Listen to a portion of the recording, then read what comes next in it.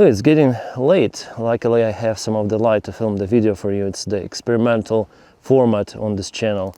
Hello my friends and welcome. My name is Dennis and this is the latest update from Ukraine.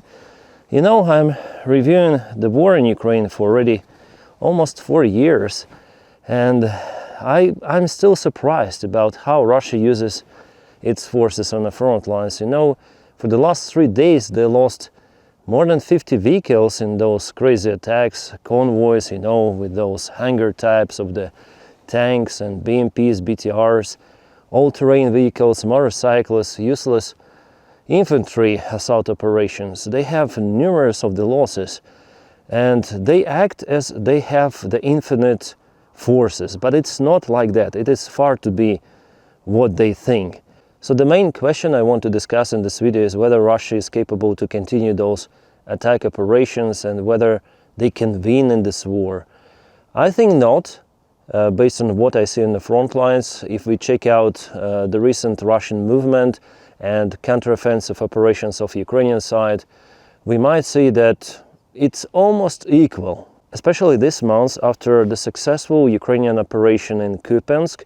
Then Russia lost the proclaimed to be occupied city. It is a shame for Putin, for Russian generals, for all of their propaganda, and now it's unveiled to the entire world that it's not, the special military operation is not going according to plan. Well, actually it has never been going according to plan. It failed in February 2022. Then Russia attacked Ukraine with just limited amount of the forces. Putin thought that Ukrainians are waiting Russians with the flowers, but no, it's far to be like that.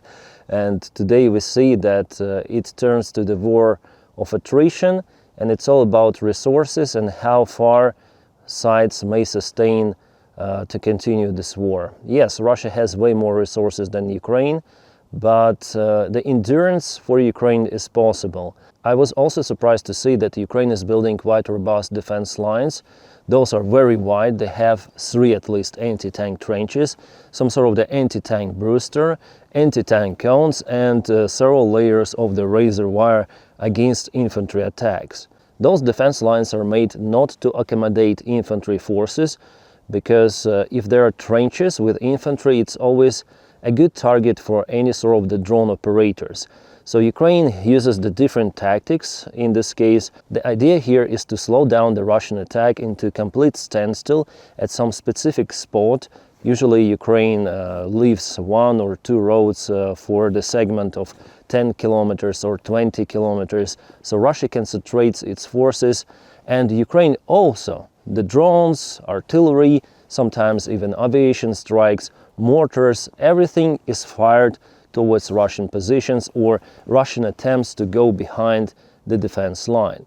Again, Ukrainian infantry is not there because of the modern day war with lots of the drones. The only way possible to hide your forces is under the ground, in some of the basements, in some of the dots especially made, or trenches which have some of the protection from above, some of the roof ceiling. You may call it, let's say, my response to Julian Robke, who is, I would say, okay journalist. Yeah, he is following Ukraine, but he doesn't understand lots of the things, especially about military. So he says, oh, Ukraine didn't put some of the infantry into the trenches, that's why they lost this or that position. But it's dangerous to have infantry in the trenches nowadays. The realities are like that. You have maybe some of the drone operators together with attack infantry forces somewhere in a basement, and if they're needed somewhere, the special vehicle delivers them close to the zero front line, to the actual battlefield. That is how they work, and that's how Russians are also working, because in the modern day war there is a kill zone, yes, for both Russians and Ukrainians. I mean, their controlled territory, and the longer this war lasts, the wider this kill zone becomes. Now it's roughly 20 kilometers, but in the future it could be way wider. Yeah, always correct my image with different ISO for the better picture, because soon it's gonna be completely dark here.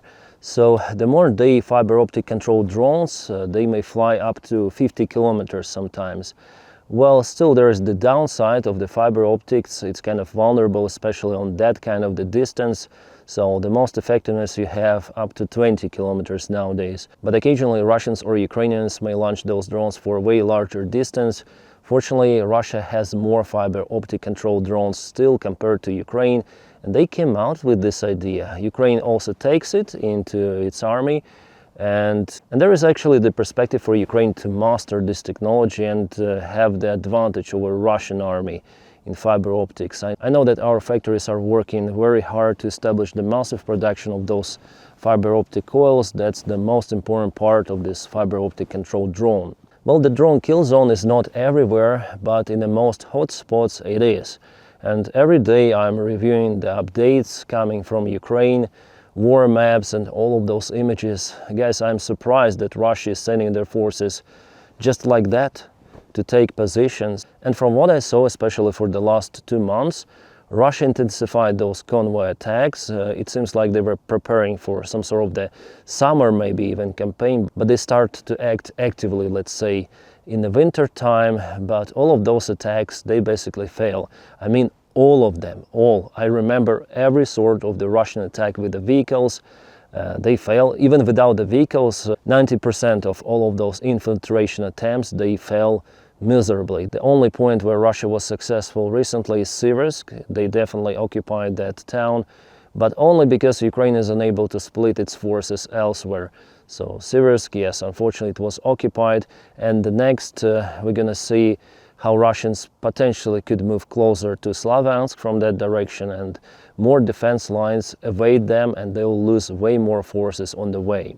But Pokrovsk, what can I say? I expected that settlement to fall into the Russian hands the last winter. Now it's the winter of 2025, soon it's gonna be 2026, and still Russians are unable to occupy the city. Yes, they've took the part of it, the southern area, but crossing the railway into the northern area, it's a very problematic task for Russians. And recently Ukraine performed kind of the interesting operation. It was the convoy attack of Ukraine, where Abrams tank was used. Yes, Ukraine lost it, but successfully landed infantry forces. The attack was performed by Skela, 425th Brigade. It was definitely something outstanding, brave, I would say. Yeah, Abrams tank is lost, but the mission was accomplished.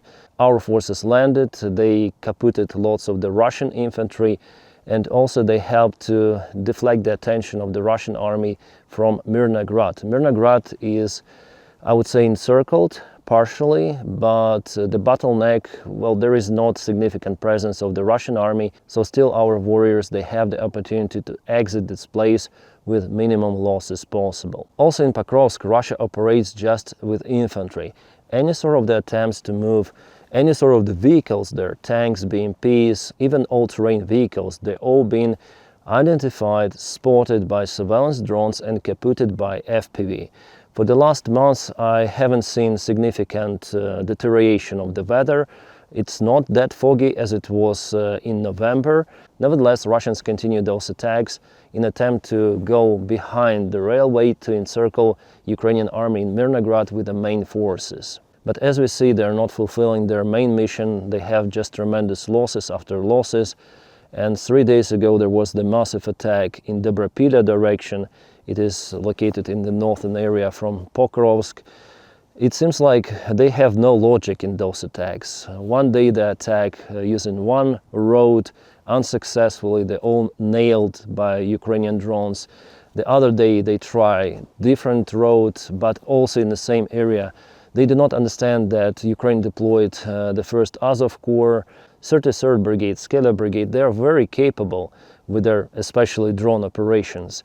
But nevertheless, Russians continue their stupid attacks. I mean, really stupid. Losses absolutely for nothing.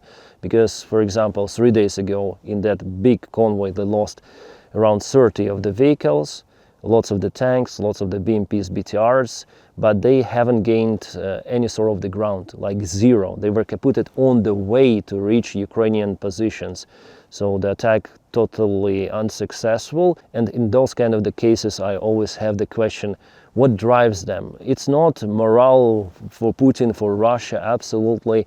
I think it's all those repressions applied within the Russian army, because I watch lots of the videos from the Russian Telegram channels and so on of how they punish their own soldiers who signed a contract with the Russian army, who voluntarily went to the Russian army. They watched some sort of the Russian propaganda that they're winning, or maybe Trump is up to stop the war in Ukraine. Actually, lots of the volunteers in Russia joined the Russian army because of that thing, that Trump promised to stop the war in Ukraine, so I signed a contract, I will have my millions, and the war is over. Nice. I will be demobilized and everything will be fine. But no, the reality is a lot different. Those Russians usually end up in Ukraine. I mean, end up completely. They're flatlined by Ukrainian drones, actually by the Russian military command, because now it's way incompetent. It seems like Russian generals, they start to panic.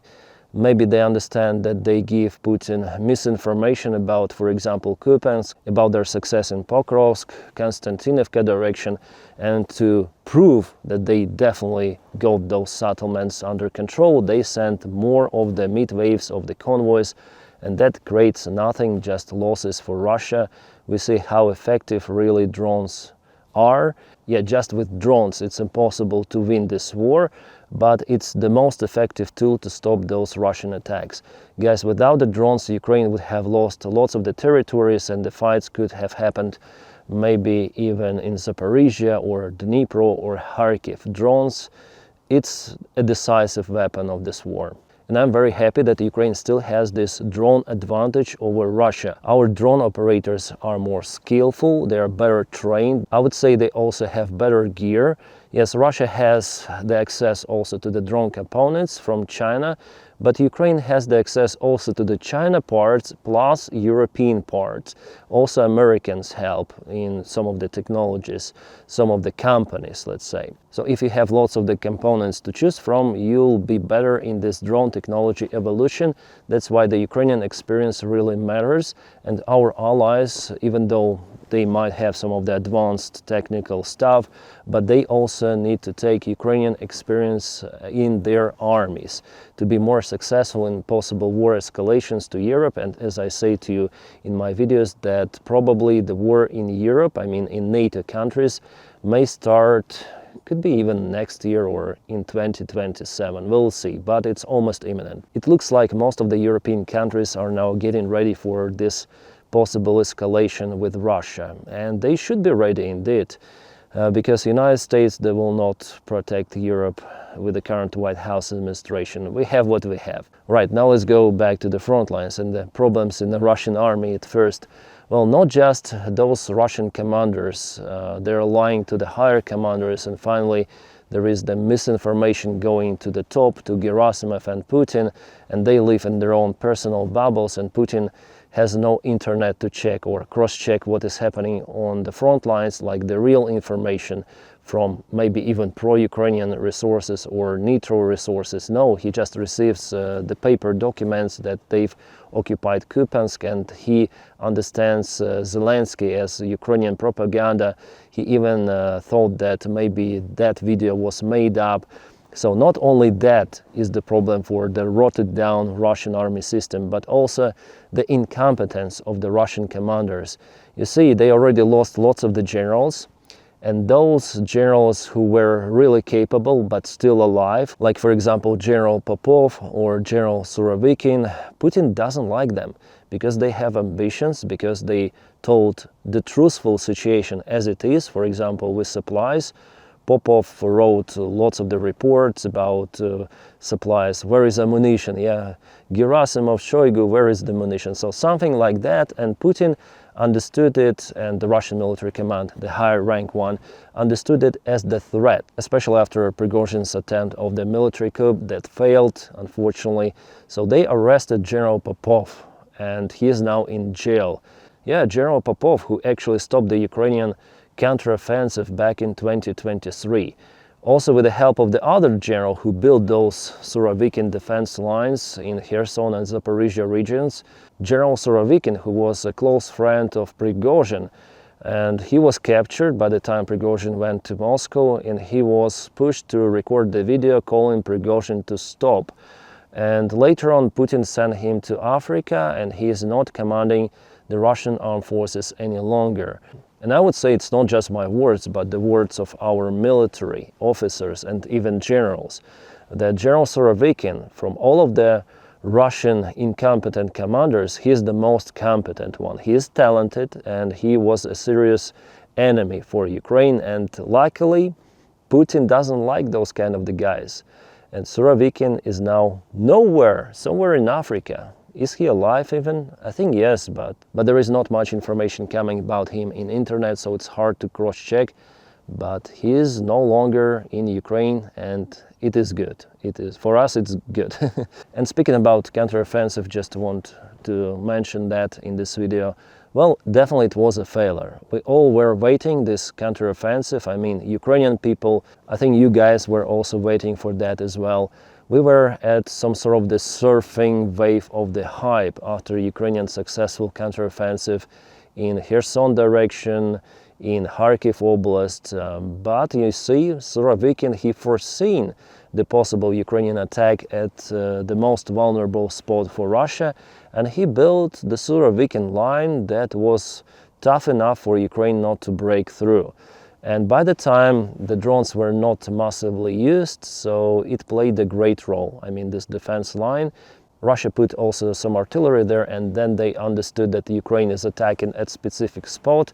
They also sent their drone units. By the time, again, FPV drones were not used that much as they are today. So those kind of the big advancements, counterattacks, now they're simply not possible. But Russian generals, they live still in 2023 or maybe even 2022.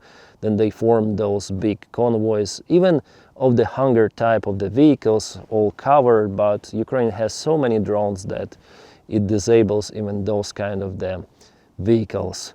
Yeah, as I remember, it was definitely a mistake for Ukraine to go forward. And who was the commander of Ukrainian army by that time? Zaluzhny. It was also his mistake. And our partners are also remember how they basically were forcing Ukraine to counterattack. And I remember in 2023, then Ukraine attack mainly bogged down. There were the first talks about some sort of the peace negotiations between Ukraine and Russia. Our partners understood that Ukraine reached the maximum capacity, and I agree that since that time, since Kherson operation, Ukraine just gradually loses the ground. Unfortunately, it's happening like that. Yeah, not all of the time, because there are some of the counterattacks of Ukraine, like for example in Dobropila direction, again the successful operation in Kupiansk. Then the Russian military command and Putin were just humiliated by Zelensky personally, and of course Ukrainian army. And yesterday it was funny to read the information from the Russian military bloggers who finally confirmed that they are leaving Kupiansk, that Ukraine took control over it, and they have to run. There are lots of the drone videos published, and it's very stupid to dismiss the reality, but Putin continued to do it. So yes, there were several of the mistakes of Ukraine. In Bakhmut, Ukraine also defended that city for a very, very long time with heavy losses, and we have the circumstances even now because Ukraine had so many losses. Now it has the problem with army men. Also, there is the problem with the personnel that leaves Ukrainian military bases voluntarily, so-called AWOLs. But even with those kind of the issues, Ukraine is capable to resist and will be capable, my friends, because Ukraine, first of all, now it's better prepared for the next campaign of 2026. Lots of the trenches, as I told you, were built, anti-tank systems. Ukraine started the production massively of lots of the anti-drone systems and drones themselves for Ukrainian military. Ukraine launches long-range missiles. Yeah, Zelensky himself, he yesterday stated that effectiveness of Flamingo is not that great. From 5 of the missiles he mentioned that were fired the last week, just 1 hit the target. So it is confirmed. I told about 20% of the effectiveness, judging on all of the information that was coming to the press or through our groups, Telegram groups. I understood that in most of the cases Flamingo missiles were just shut down by the Russian air defense. Unfortunately, it's happening like that because missile is very, very big, and Neptune is way better. Neptune almost all the time hits the target, and it drives really the campaign of targeting the Russian economy very hard. Russian refineries, Russian chemical plants which are used to produce powder components, Russian military institutions, military bases, ships, even submarine was damaged, as what we know. So everything of that jeopardizes Russian capabilities to continue this war for extensive period of time. Yeah, for the next couple of years I expect that Russia will just continue to take the ground in Ukraine, and unfortunately it is happening because Ukraine has just limited support from our allies. Well, luckily European Union agreed on credit for Ukraine, 90 billion euros, that's more than $100 billion. Fantastic news, but unfortunately, guys, the Russian frozen assets were not confiscated. And of course, I'm happy that Ukraine will have this support, 90 billion, but it's not even close to the Russian military budget, at least for the next year. Russia plans to allocate $164 billion as equivalent in rubles, but this big sum to support just the military budget. But Ukraine obtained, let's say, $100 billion for every sort of the sphere for the next 2 years. So let's say maybe $70 billion will be spent for military. It goes as 35 billion per year for army alone versus 164 billion. That's uncomparable, of course, and during this war of attrition, this is critical.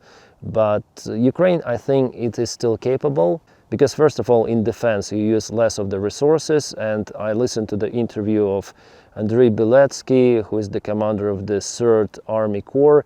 He stated that Russia loses like 8 times more of the soldiers compared to Ukrainian army. Just imagine, 8-1. It's nowadays that Russia renewed those infiltration attempts, infiltration tactics.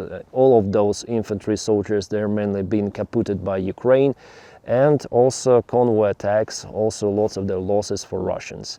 So staying in defense is the great strategy for Ukrainian army to withstand this Russian aggression for extensive period of time. And coming back to the Russian frozen assets, you know, it was like the test for Europe, how it would behave under this pressure from Russia and from the United States of America, because both of them, those nuclear superpowers, they want to dismantle the European Union.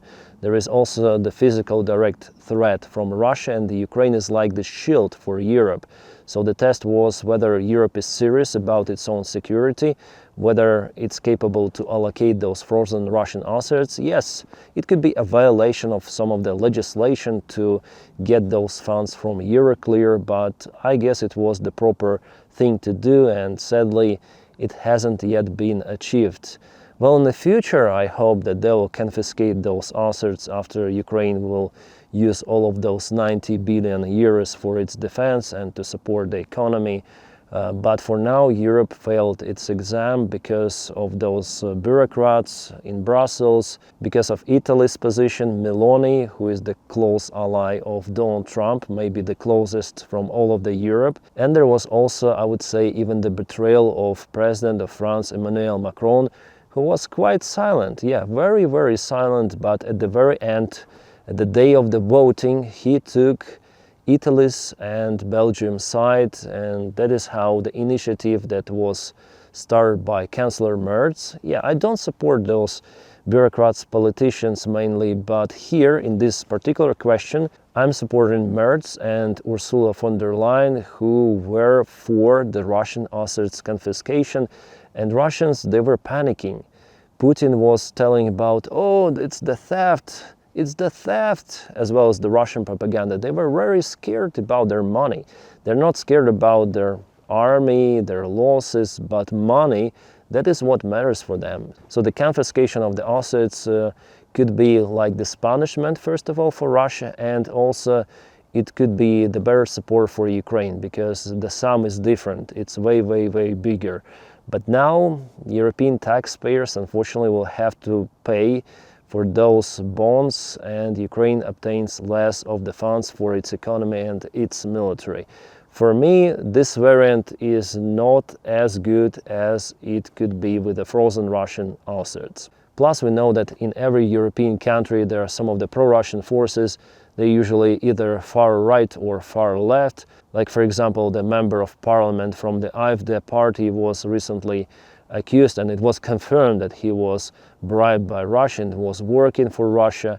In United Kingdom also one of the politicians was even arrested and jailed for 10.5 years in prison for confirmed to be working for Russia, to take bribes from Russia, propelling Russian ideas. So now with those $90 billion, those parties will continue to tell, oh, the taxpayers are paying for this continuation of the war. Ukraine wants war. Zelensky wants war to stay as the president of Ukraine. So they propel this kind of the narrative. But actually only Russia may stop this war. They started it back in 2022 and only Russia may stop it.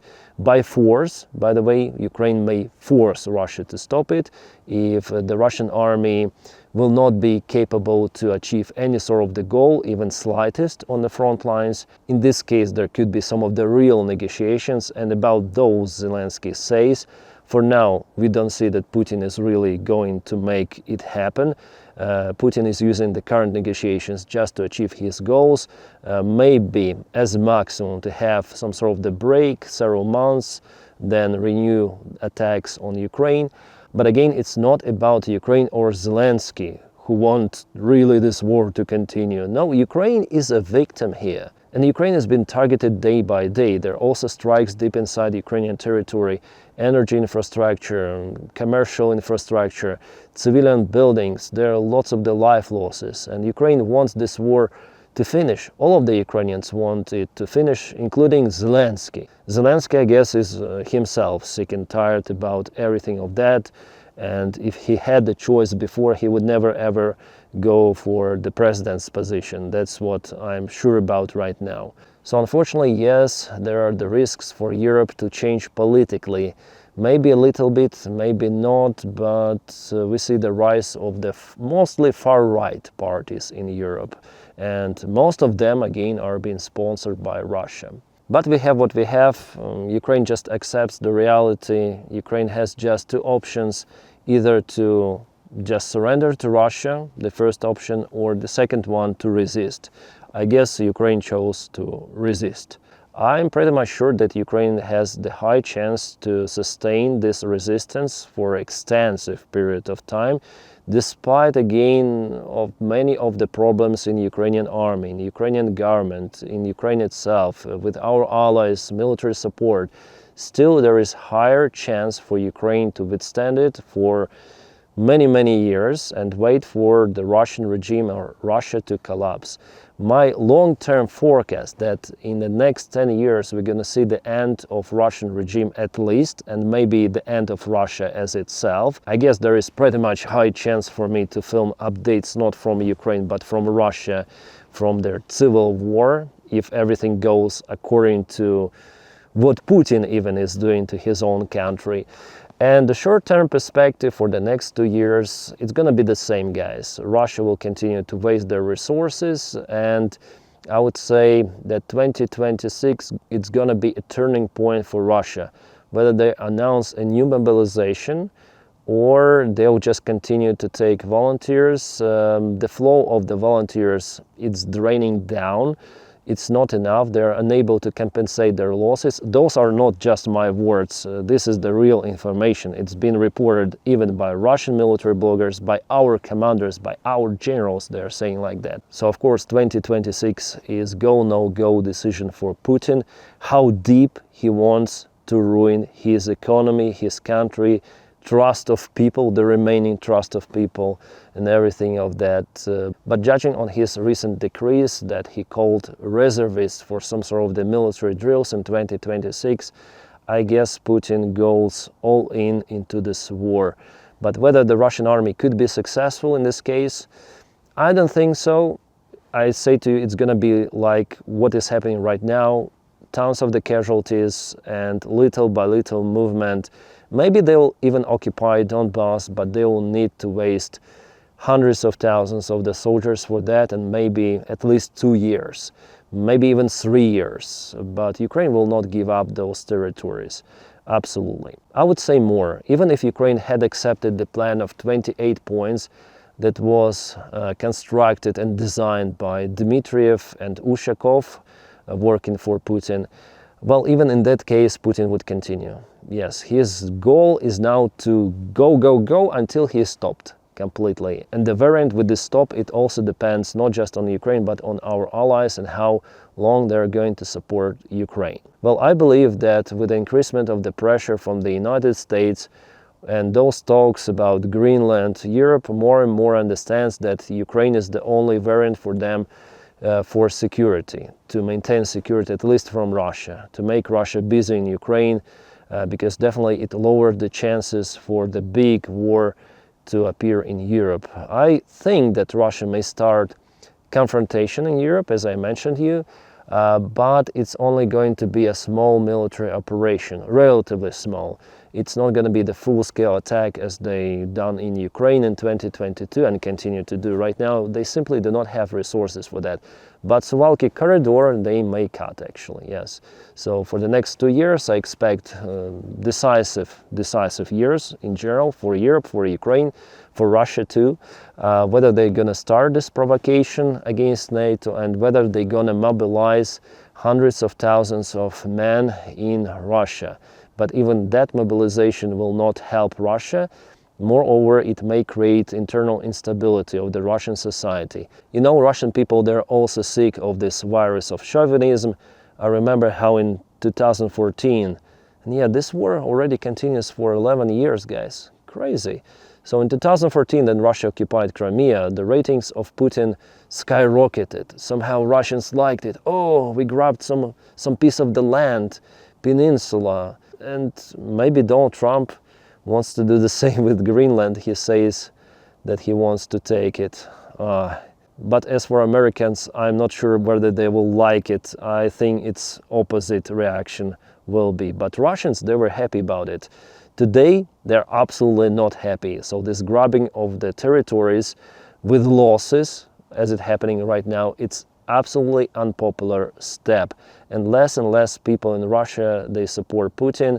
You know, President Zelensky yesterday, then he congratulated Ukrainians with Christmas. He said something like, if you have the wish, keep it for yourself, because that person will not kaput. And everyone understood it. And I see that the same kind of the wish, it is quite popular in Russia already. Yeah, they have this wish for New Year mostly, that do not tell, because this person will not kaput. And of course they are not speaking about Zelensky, they are speaking about their own president.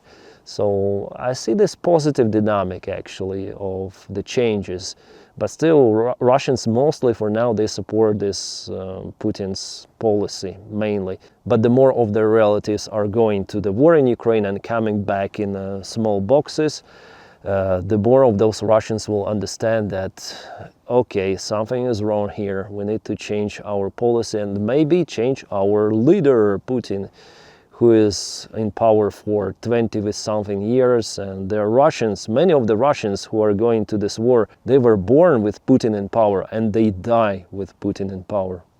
Complete craziness. Right, guys. Tell me if you like this kind of the variant of videos. Usually I film those videos on my another channel. Yeah, I call it a trash channel because I film there about absolutely everything. Well, tell me in the comment sections if you like this kind of the format, just the talking head outside the studio. Maybe it's interesting to listen as the podcast, especially if you listen me on Spotify. I upload the same videos on Spotify together with the other contents, so please follow me there as well. And on other platforms I also stream, so now I'm going home to stream some of the stream about just chatting, so see you there as well on Twitch, on Kick, on other YouTube channel for streaming. And guys, thank you for your kind support on Patreon.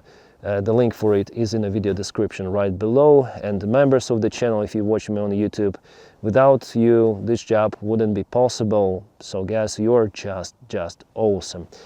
And my friends, I wish you all a peaceful sky wherever you are, and have a great time.